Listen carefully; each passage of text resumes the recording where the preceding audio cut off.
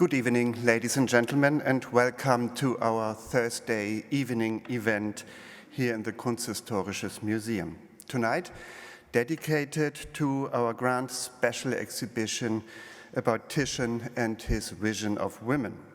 My name is Daniel Uchtmann. I'm art historian and art educator, and I'm happy to introduce to you Anna Bellavitis as our presenter tonight. But before, I would like to say also a good evening to Dr. Silvia Ferrino, the chief curator of the exhibition, as well as to Dr. Francesca del Torre, also curator of the exhibition. The third in the row, Dr. Venkataitas, couldn't make it tonight, but they are three. But Dr. Ferrino, congratulations for the exhibition. Professor Dr. Anna Bellavitis comes from Udine and graduated from the University of Bologna. She received her doctorate from the University of Social Sciences in Paris.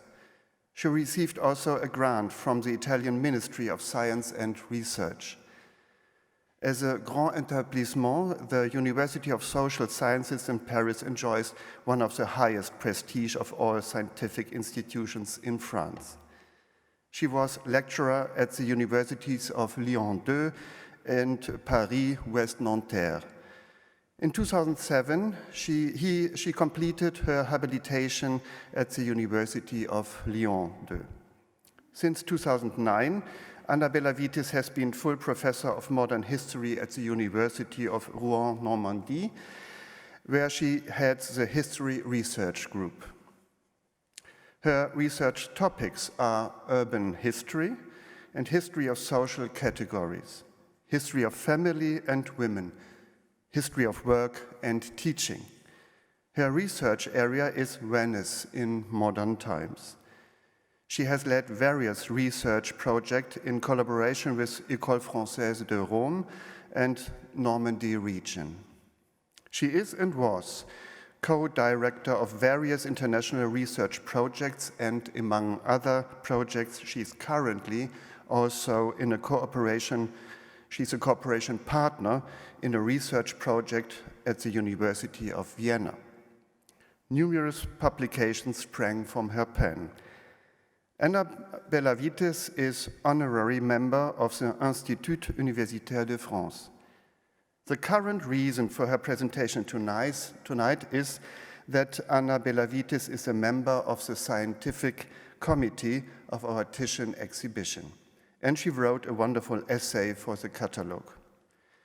With this lecture, we hope to be able to provide a contribution to the requested focus on social history.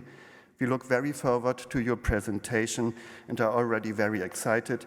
After the lecture, the audience will have the chance to ask questions.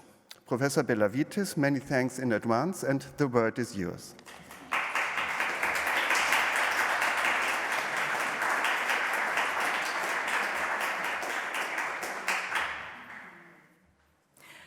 Thank you very much. And first of all, let me say thank you to the museum, of course, to the organizer of this wonderful exhibition that I had the chance to visit today with the guide of Francesca del Torre, and of course for this invitation. And this evening I will talk about Venetian women. So let's start with the title, or better, the subtitle. A pig for carnival or a husband for life. It comes from the book by Moderata Fonte, The Merit of Women, and you have the chance to see some part of the books on the wall in the exhibition. The real name of Moderata Fonte was Modesta Pozzo, and to show you that she was a real person, this is her tax declaration of 1582, before her marriage, but just shortly before her marriage. And you can see that she was the daughter of a doctor, well, died, but a doctor, and she was living in a house with her uncle, who was a notary. And it's the uncle who published the book in 1600 after her death, and she had died in 1592. So the merit of women is a dialogue in which 7 women, Venetian women, discuss about their lives, their marriage. They say awful things of men, of their husbands, and they are very different women because there is a widow, there are young girls, there is a woman who doesn't want to marry. So it's very, very composite, this group of women. And in the second day, they are in a wonderful garden on the canal. In the second day, they talk about nature, about plants. It's also very interesting. Anyway, Moderata Fonte was a Venetian citizen. That means that she was not a noble woman and that she did not come from the working classes. She came, as you can see, from that middling sort of members of professions, notary, doctor, etc., lawyers, etc., and of the bureaucracy. And the elite was of this bureaucracy was the ducal chancery. And this was also the case of the other proto-feminists, because Moderata Fonte was a proto-feminist, which is a wonderful definition, I think. And also the others, Venetian proto-feminists, Arcangela Tarabotti, Lucrezia Marinella, and even Veronica Franco, because her father was a citizen, they all came from this social group of the Venetian citizens. So it's a social group where women were not only there to produce sons for the dynasty and for the Great Council, and could have some education, some culture, and some time to write and to think. I'll give you just a meaningful example of this peculiar condition of citizen women, which I must study more because it's very interesting, I think. The last will, I don't have a document, I'm sorry, but the last will of the great Chancellor Andrea Frizier, a widower, who shares equally his assets between his son and his daughter, and leaves the printed books and the paintings to the son, and the manuscripts and all the papers of the family to the daughter, because he writes, I raised them together. I think it's very interesting. I can't wait to go back to the archives to understand what it means. So as you are saying, what I'm showing to you are not images, bodies, faces, portraits, but documents, sources, just to give you another part of the reality, not more real, I would not say that so, but another way to see things. So let's go back to Moderata Fonte. Again, you have this on the wall of the exhibition, which I think it was a very good idea. So, Corinna, look what a good deal marriage is for women. They lose their property, lose themselves, and get nothing in return except children to trouble them and the rule of a man who orders them about at his will. It would be much better for most of them, said Leonora, if instead of taking a husband, they just bought a nice pig for themselves every carnival, which would fatten them up and keep them in grease rather than keeping them in grief. If only women would not give their husbands a dowry, and if men would give their women a dowry, it would be easier to tolerate their company, even though they are the ones who would have all the advantages, for by giving a little, they would acquire a great deal by acquiring such a treasure of the sweet talk and sincere love of a dear wife. And this alone is a dowry that is sufficient, since they have so much more to gain than we do. And what honor would there be, said Cornelia, if we received a dowry from them? It would never deign to be so bought for our greatness. And then we are like gems of such value that we have no price. Wow.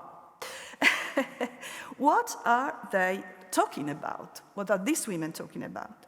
They are talking about marriage and the economic implications of marriage. They are talking about the dowry system. This is the fact that a bride had to bring a dowry to her husband. But Leonora is comparing the fact of buying a pig to the fact of buying a husband. What is interesting here is not only the incredible irony of the speech, but even more the fact that she's saying that marriage is to buy a husband. This is what anthropologists would call a groom wealth system, which is not very common, not at all. The bride wealth system exists in some African regions, which is the fact that the family of the groom had to pay the family of the bride, because the family of the bride loses her workforce. But here they are talking about buying a husband. So, as I said, the Venetian groom will see, but some years ago, some years later, after Moderata Fonte, another Venetian proto-feminist, Arcangela Tarabotti, who was a coerced nun, that is a girl that had become a nun without vocation. She didn't choose to become a nun, which was totally against the law of the church, because in theory, the choice to go in the convent had to be a free choice, but in many, many cases it wasn't a free choice, as we know. But she says exactly the same thing as Moderata Fonte in a much more dramatic way. If you think that the multiplicity of daughters is prejudicial to the reason of state, because if they all married, the nobility would grow in number, and the houses would become too poor because of the dowries that they would have to pay, just take the company given by God without greed of money. Instead of buying slaves, and this is what you do of your wives, it would be more decent that you pay out gold and not your wives to buy a master. So again, women buy a husband and even a master for Arcangela Tarabotti. And talking about slaves is interesting because there were slaves in Venice at that time. It's not just an idea, it's a very real thing. And it's very interesting, she talks about the reason of state, because a nun that talks about the reason of state is very surprising in some way. And so what is she saying? She's saying that she's describing what is the family, the patrician family system, in which one son and one daughter can marry, and the girls go to the convent, and the boys, they live their lives, they have a sexual life, and we'll see something about this later on. In 1581, 54% of patrician women lived in a convent, were nuns. This is what Jutta Sperling found out in her research. And three-quarter of the 2,400 nuns of Venice were patricians. So you can see that they were not all, they were not all saints. I mean, they didn't choose to go there, but it was because of the family law, in fact. But let's go back to this idea of the Grumwell system, of buying a husband. In fact, both Moderata Fonte and Arcangela Tarabotti are wrong from a legal point of view. Why? Because the dowry still is a property of the woman.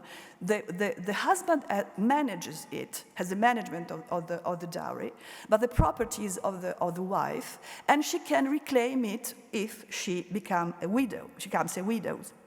So, and remarry, or not remarry, but she can also remarry with the dowry that she had, that the family of the husband gave back to her. Here you just have an example of some parts of a marriage contract of a widow, Creusa Feletto, who has received her dowry back, and her dowry is a palace, una casa da stazio, which is something. And she remarries, and the husband declares that he secures the dowry on all his assets because he has to. Maybe his family will have to give it back to her. And she cannot write. Again, we have a woman who is widow. We don't know how old she is. Maybe she could be very, very young, of course, but she cannot write, and cannot even sign, because it's the basic level of literacy is to sign. She can't sign. You know that, in fact, our proto-feminists were really exceptions, of course, because women didn't receive an education. But even in the patriciate, where we have always thought that women were not educated because they had just to take care of the career of their husbands, and of their sons, and of the family, and produce children, and take care of the marriages of their daughter. There could be educated women, poetess, And even a dogaressa, so the wife of the Doge, Loredana Marcello Mocenigo, who studied history and botany and created a botanical garden of medicinal plant on the Giudecca. So again, the story, what we know now is much more than we knew years ago, and we have a much more complete idea, vision of what the lives of women were at that time. But we need to do more research. So this is an example of a remarriage, and this is also another situation in which a woman could have her dowry back being married. It's much less common, of course, because they needed a sentence from a court. But in the case, if the husband was dilapidating the dowry, or if they were separated, if he had gone away, etc., she could ask to have the dowry. And this is one case of this kind of a situation, because in her tax declaration, she is married, but she declared the assets I have got as insurance of my dowry. I translated assicurazione di dote as insurance, but it's the legal definition. So let's go back. There is a lot of law about all this, because the dowry was the more important right that women had in this society. And also, as we discovered reading Moderata Fonte, it was the price of the honor. Because, in fact, in conclusion, for Moderata Fonte, a honorable woman is a woman who buys a man. A woman who is bought by a man is a prostitute.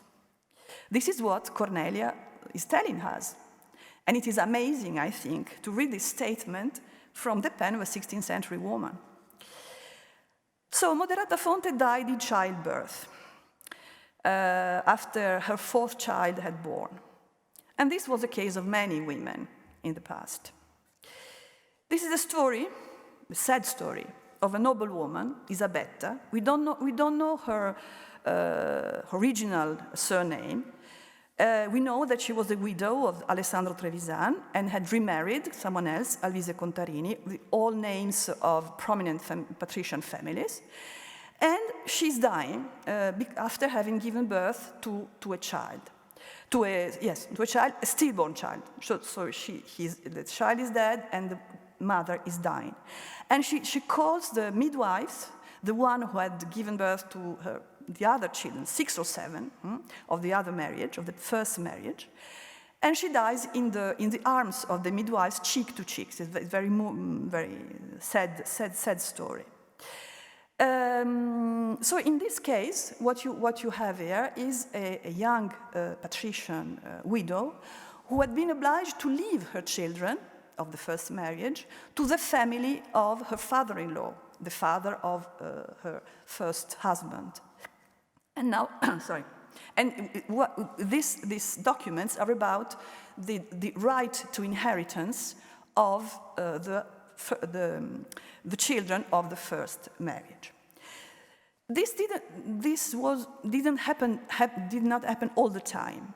We have some patrician families in which the woman, the widow who remarries, can bring her children with her, but it was not always the case, of course, in those important and rich families, because there was a problem of inheritance, of course. But in the rest of the population, it was completely normal that a widow could bring her children in the new marriage. And when you look at this in the documents, you find that the families were extremely mixed up, and there were stepchildren and step-parents, and everything was very open in some way, in popular classes, in working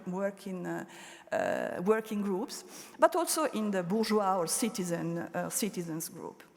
This is also an idea of what family was in the past that we don't have immediately. We think that things were very much more structured and rigid. They were not, in fact.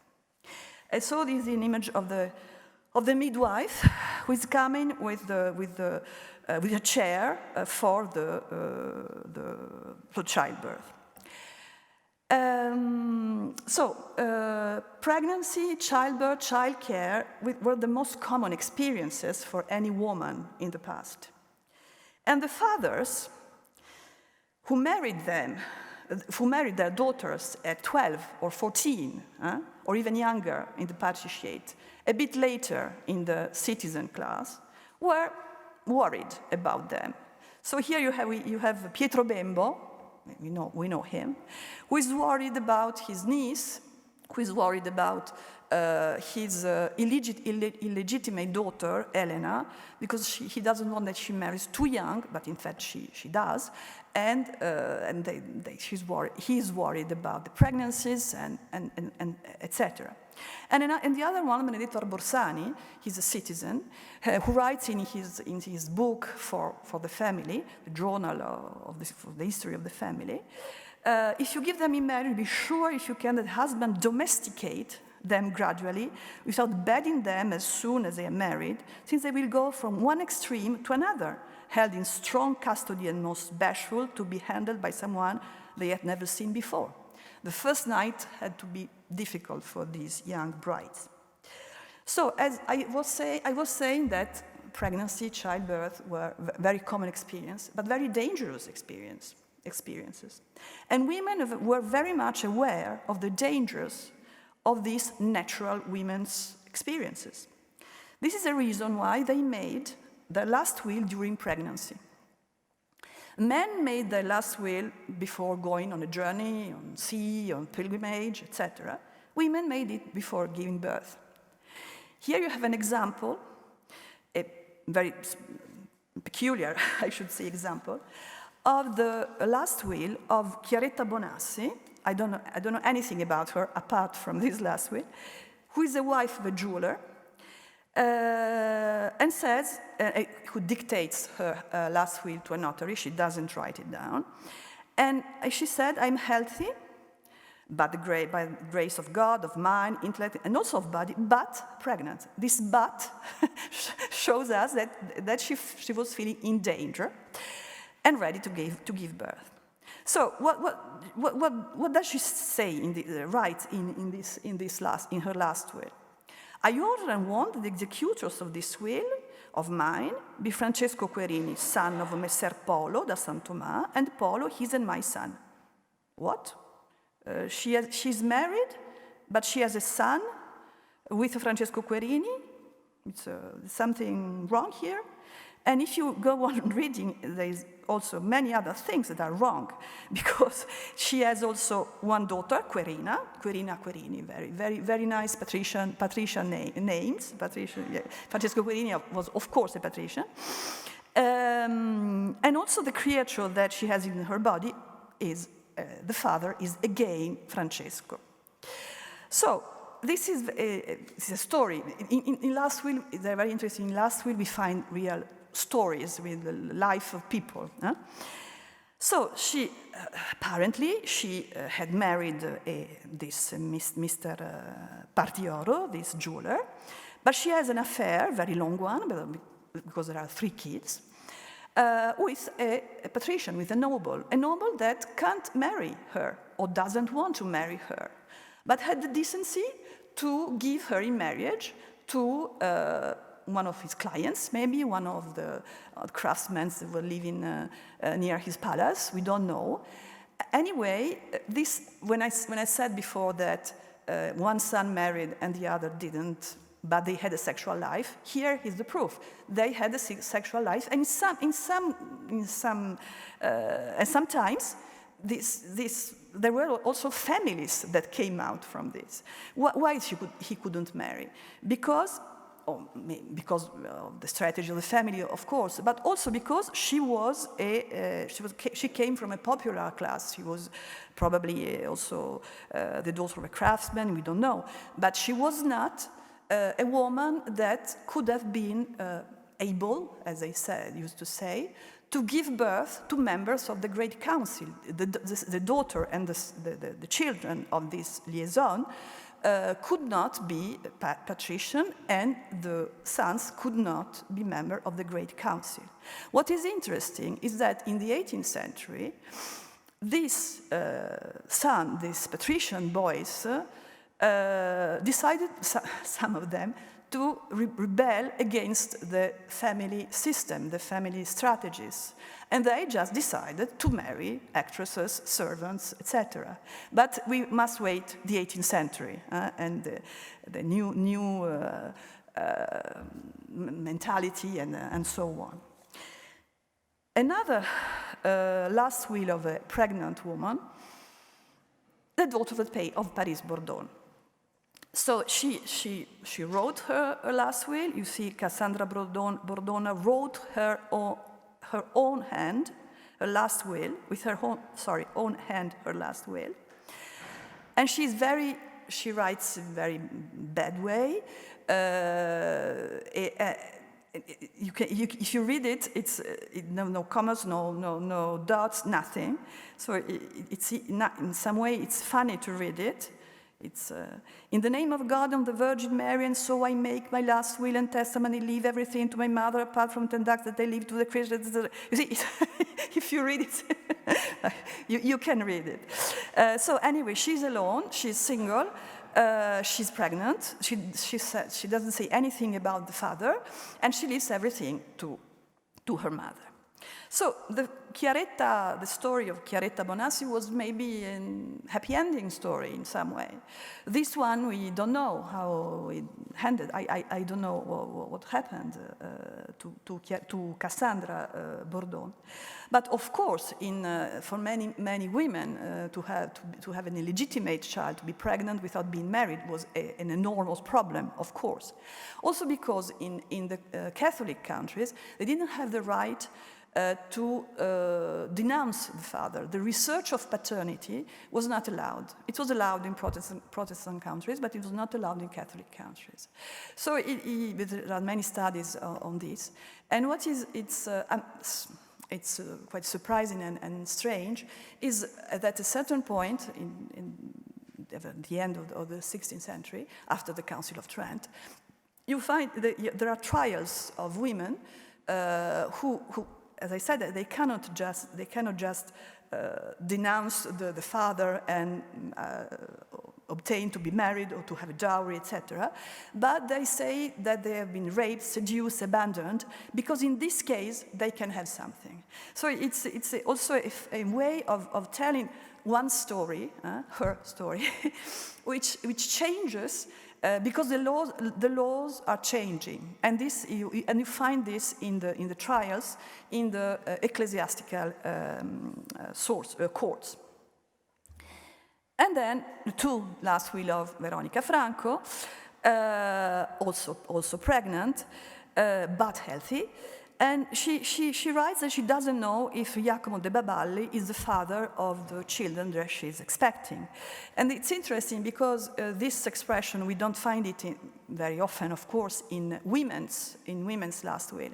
But we find it in men's last will, because when a man decides that the legitimate children he has will become his heir, he will inherit his goods, he writes, I leave to, etc., whether he is or not my son, because as he is legitimate, he can have doubts, but it's interesting because it's a choice, the choice of a paternity.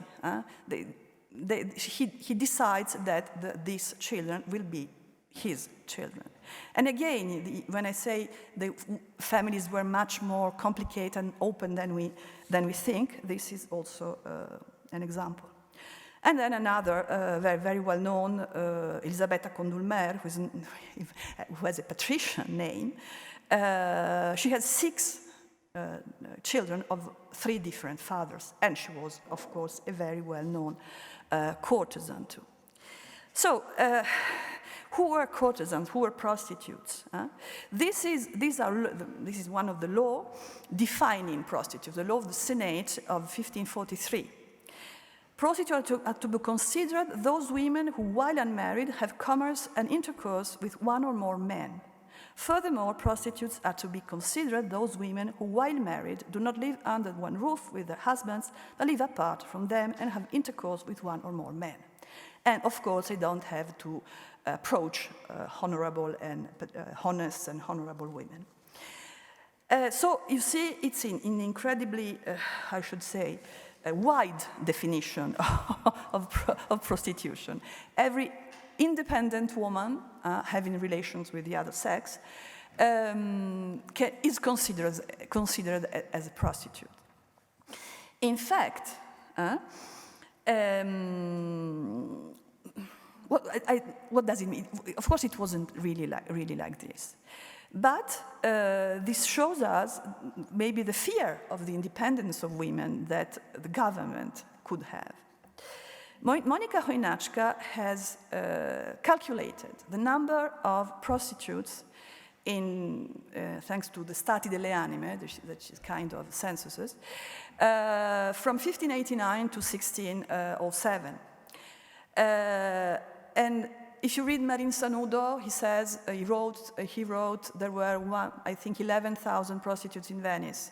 If you read the list of prices of the prostitutes of 1535, you can see that there were more than 200 in 1535.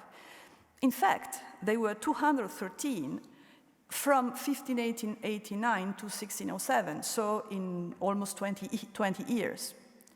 137 of them were head of households. That means the one who paid the taxes, who was the head of the households, and lived with, as you can see, other relatives with children and with other women, who were some more usually prostitutes too. So women living together were always a bit suspect for the authorities. In the documents, you sometimes find this suspicious that comes out in the documents. So they were working women. They worked. They were selling sex, their body, etc., love, etc. But as you know, because it also is in the exhibition, even an incredibly rich and famous and literate and educated author of poems, etc., honest courtesan, like Veronica Franco, had a very bad feeling, bad opinion of her life. This is a letter she wrote at the end of her life. And when you read, to eat with someone else's mouth, sleep with someone else's eyes, move according to someone else's wishes, what greater misery. It's incredibly strong, I should say incredibly modern. I mean, it's really, really amazing. I said they were working women. But don't think that all the women who worked were prostitutes. No, not at all. Venice was one of the centers of the world, with a population of more than 150,000 inhabitants, with the most modern industries of the time, and women represented an important part of the workforce in textile manufacturing, luxury such as silk, or everyday such as linen or cotton. They were in the manufacture of sails for the arsenal, in the glass industry, in the production and threading of glass beads. And I was very surprised, I find very, very interesting, that I saw in the exhibition that some necklaces made out of glass beads. And until the 20th centuries, there were really thousands of women who worked in the industry of glass beads in Venice and Murano, and threading the beads to do necklaces, etc. And during in the 16th and 18th century, 17th and 18th century, a bit also 16th, they were exported, and they were the glass beads, and they were used in the commerce with the colonies and in the commerce of slaves in Africa. This is the reason why now you find glass beads in Africa. Originally they were Venetian. Here you have some declaration of identity of women, of working women. it's not very common to find, usually women did not define themselves as a person having a profession, occupation.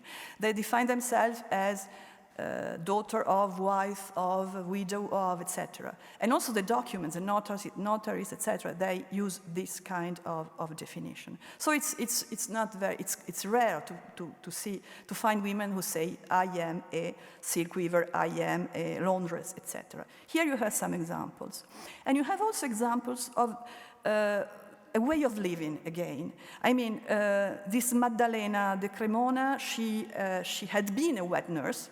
She was not anymore, but she had been living, she stayed in the house of the family, and this is probably a kind of affection, and also she lent money to her masters, which is surprising.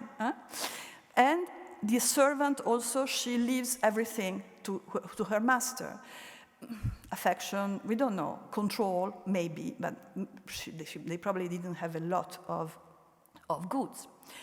And then you have silk weavers who leave their looms to daughters, to nieces. And you see that silk weaving was also a female occupation. You have midwives, and you have a Pasqualina Dyer, widow of Master Zuane Dyer. So now we don't know if she was defined as Dyer, which is tintora, just because she was the widow of a dyer, or if she had continued in the workshop of her husband after his death. And in the parishes around the arsenal at the end of 16th century, Robert Davis, who has studied the work in the arsenal, has found many women having very masculine traits declined into the feminine. It's interesting because you have today in Italian the feminine form of blacksmith, carpenter, or sailor do not exist, but it did exist in the 16th century. Probably because these were widows of. But we can also imagine that maybe they continued the activity of the husband. Where women could learn an activity, a profession, a craft. Apprenticeship contract, there are so many in Venetian sources, but there are not very much, there are not a lot of, sorry, there are not many female apprenticeship contracts. Why? Because girls learned a craft in the house most of the time, and also because apprenticeship contracts are very related to the world of the guilds, and the women were not, could be some guilds, but usually guilds were a male space. Here you have a contract of a girl, Ippolita, of 1583. She came from Vicenza, so she's a migrating woman, and this is also a thing we have to think about, because we think for a long time historians have said that women didn't move, men moved, but women didn't move. No, women moved because they had to find a job again. So this is also something that that we are studying, and that we must study more. Anyway, she comes from Vicenza, and she goes and she is an apprentice.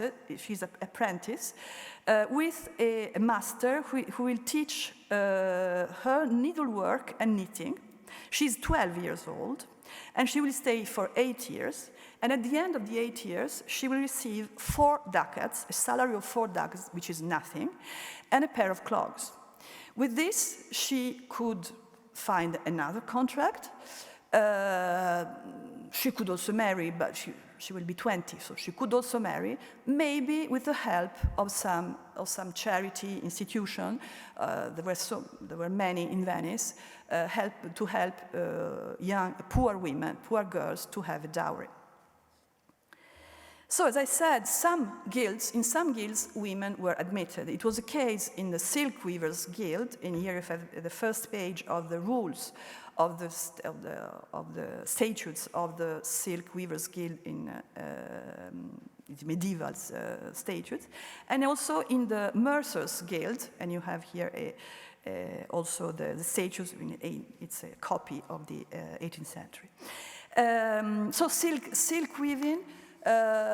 In the 16th century, they certainly were there, but in 1680, they were excluded from the guild, and only the women who were who were members of the family of the master, silk weaver, so the daughters and wife, could work in the workshop.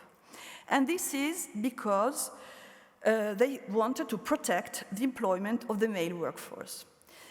When there is a crisis, when there is a problem, women are excluded. This is a rule, a law in history, and maybe today too. They are admitted again in 1754 in the Silk Weavers Guild, again as mistresses, as head of workshops, because they needed to lower the production costs. Because even if they were mistresses of a workshop, so they had the same title of the master silk weaver, they were paid less than the men. This is, again, a law, a rule that we find in history and also today. And again, and I said, in the Mercers Guild, until they could be members and mistresses, until the beginning of the 18th century. In 1704, the Mercers decided that women had to be excluded from the guild. Here you have a contract, a notary contract of 1575, of a widow, a patrician widow. Again, as I said before, the widow could get her dowry back. She could remarry or not, but she could also invest the dowry in a business. And this is the case. She was the Mocenigo widow Marcello, again, very good families. And she is the contract of a society with Cornelio Loredan, again, nice patrician family, for commerce, business. She puts the capital and he puts the work. It's a typical kind of commercial company since the Middle Ages. Last one, work in Venetian monasteries. As I said before, women worked in institutions, in charity institutions, but also in convents. So nuns worked; they worked for themselves. They worked for the monastery. Sometimes there was a kind of competition with the guilds. They were not happy that the nuns produce, for example, silk drapes at a lower cost, of course. So again, it's a different way of talking about monasteries. We have seen Arcangela Tarabotti. There is also this reality that we can talk about. And I think that I've finished, and I thank you for your attention. And this is an image, Le Belle Veneziane of the 19th century. This is a painting of the 19th century, so to see the continuity of their lives. Thank you very much.